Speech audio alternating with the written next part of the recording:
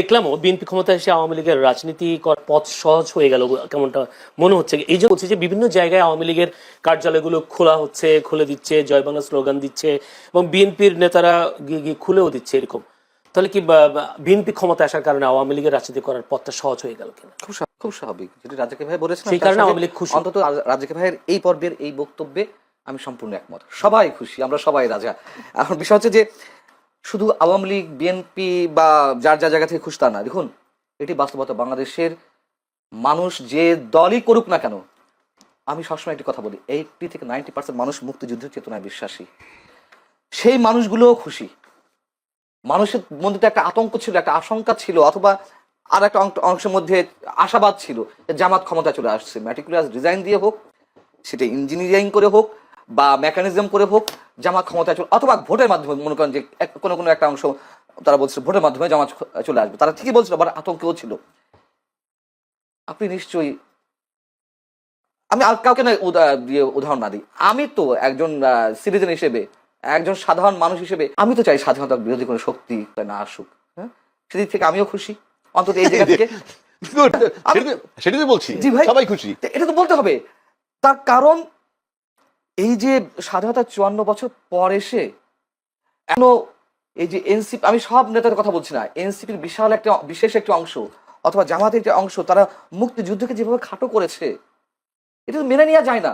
এবং 18 মাস, জয়নুল আপনি বলুন, নিজেকে আদালতের কাঠগড়ায় দাঁড় করেন, মনে করেন যে সাক্ষ্য দেন, আপনি কি নিশ্চিন্তে থাকতে পেরেছেন? মানুষের জীবনের নাভিশ্বাস উঠেছে নিরাপত্তার দিক থেকে। নতুন যে মবতন্ত্র কায়েম হয়েছিল, যে মানে কখন কে মবের শিকার হবে কেউ বলতে পারছিল না, এবং এইগুলো কে ঘটিয়েছে? সবাই মিলেমিশে ঘটিয়েছে। জামাত ঘটিয়েছে, বিএনপি লোকেরা ঘটিয়েছে, এনসিপি ঘটিয়েছে। আশা করেন মবতন্ত্র হবে কি হবে না? কমবে তো বটেই, কমবে বটেই, মানে একেবারে যে বন্ধ হয়ে যাবে রাতারাতি তা না, তবে অবশ্যই কমবে এবং একটা সময় বন্ধও হবে, এটুকু আশা করি। এবং তারেক রহমান যে আশাবাদ মানুষের মনে জাগাচ্ছে, মানে আমি তো প্রথমে বলেছি, ব্রুট মেজরিটি অবশ্যই খারাপ দৃষ্টান্ত হয়ে আছে যুগে যুগে। এবারও যে খারাপ হবে তা বলা যায় না, তবে আমরা আশা করতে পারি। তিনি তারা সব বিরোধী দলের নেতাদের বাসায় গিয়ে গিয়ে দেখা করছেন, নতুন সংস্কৃতি, অবশ্যই এটা ভালো উদ্যোগ। এবং আওয়ামী লীগের রাজনৈতিক কার্যালয় আপনি খোলার কথা বলেছেন, এটা তো আসার কথা। দেখুন, এটা তো বাস্তবতা। আওয়ামী লীগের নেতা কর্মীরা যারা অন্যায় করেছে, অপরাধ করেছে, চুরি করেছে, বাটপারি করেছে, গুম করেছে, খুন করেছে, তাদের সবার বিচার আমরা চাই। কিন্তু একটা ইনস্টিটিউশন কেন বন্ধ রাখতে হবে, যেটা রাজীব ভাই প্রথমে বলছিলেন? তো স্বাভাবিক আমরা চাই। এবং এই যে টকশোতে যারা আসেন, তাদের এই অংশটাকে বাদ দিন প্লিজ। ওই যে উত্তপ্ত কথাবার্তা বলে, মানে ঝগড়াঝাটি বাধায় দেয়, এবং ওই যে ইনফ্লুয়েন্সিয়াল কথাবার্তা বলে নেগেটিভলি, বাংলাদেশের রাজনীতি নষ্ট হওয়ার পিছনে এই একটা অংশ কিন্তু দায়ী। গণমাধ্যম যেমন দায়ী, এরাও দায়ী। চাই প্রতিদ্বন্দ্বিতা থাকুক, প্রতিহিংসা না থাকুক। আর একটা প্রশ্ন, সেটা হচ্ছে, আপনি নিজেই বলেছেন জামায়াত মুক্তিযুদ্ধ বিরোধী একটা শক্তি আসুক ক্ষমতা, এটা আপনিও চান না, দেশের মানুষও চায়নি, কিন্তু ভোটের দিক হিসাব করলে জামায়াতের বেশ উত্থান হয়েছে। সেই উত্থানটাকে আপনি কিভাবে দেখছেন? বা উত্থানকে আরো বাড়বে নাকি কমবে বিএনপির এই প্রশাসনিক তার দক্ষতার জন্য? কি মনে হয়? এটা একটা ভ্যালিড কোশ্চেন যে জামাত আরো এগিয়ে যাবে কিনা। আমার মনে হয় জামাত এটি সর্বশেষ সুযোগ ছিল আমার ধারণা মতে, মানে ফোরকাস্টিং এর জায়গাতেও 23 গুণ উত্থান হয়েছে। তার কারণ আছে। দেখুন, জামাত পরিবার ভিত্তিক রাজনীতি করেছে 18 বছর। সমাজ মানে কি বলে এটাকে, এই শব্দটা আমি মানে শব্দটা গ্রাম ভিত্তিক, হ্যাঁ ওটা তো আছেই।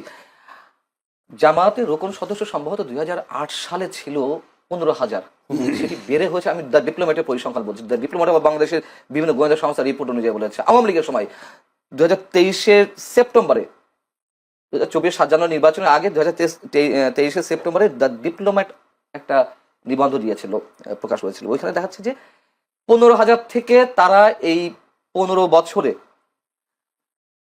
70,000 সামথিং তাদের কোন সদস্য, এবং তারা গ্রাম ভিত্তিক কাজ করেছে। দেখুন, এর মধ্যে আরো অনেক কারণ আছে।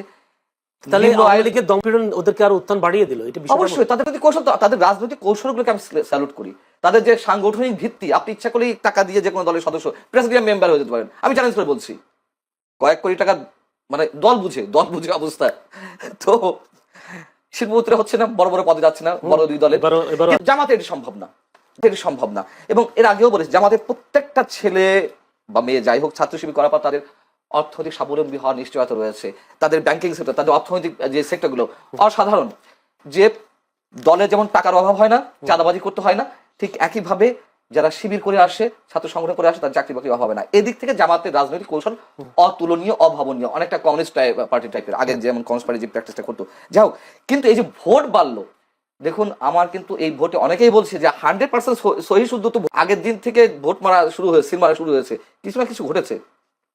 টিআইবি যে রিপোর্ট দিয়েছে আজকে, সেখানেও বলছামূলক ভাবে গ্রহণযোগ্য, তা আমার বলেনি কিন্তু 100% বা 90% বা 95% বলেনি, কিছু ঘটেছে। এবং এটা সত্য কথা, গ্রাম পর্যায়ে এবং নিম্ন আয়ের মানুষ, আমি নিরক্ষর বা অশিক্ষিত বলবো না, নিম্ন আয়ের মানুষের মধ্যে এবং